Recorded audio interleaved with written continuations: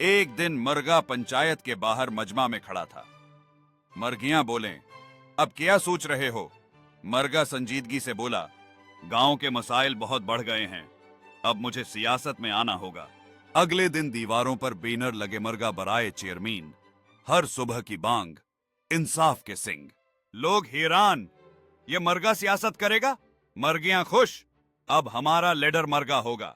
जलसे में मरगा बोला, मैं बजल्ली लाऊंगा, दाना सस्ता करवाऊंगा और हर मुर्गी को अंडे देने का बोनस दिलवाऊंगा।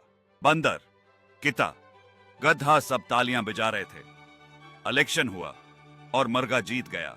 अगले दिन दफ्तर में बैठकर बोला, पहला हुक्म सुबह 7 बजे से पहले बांग देना लाजिमी। मरगियां चीख पड़े, अब तो आराम भी गया। कुछ दिनों बाद मरगियां नाराज हो गईं। बोला, सियासत में आते ही वादे भूल जाता है। मरगा बोला, सियासत भी बांग की तरह है, सुनते सब हैं पर सब्सक्राइब कोई नहीं करता।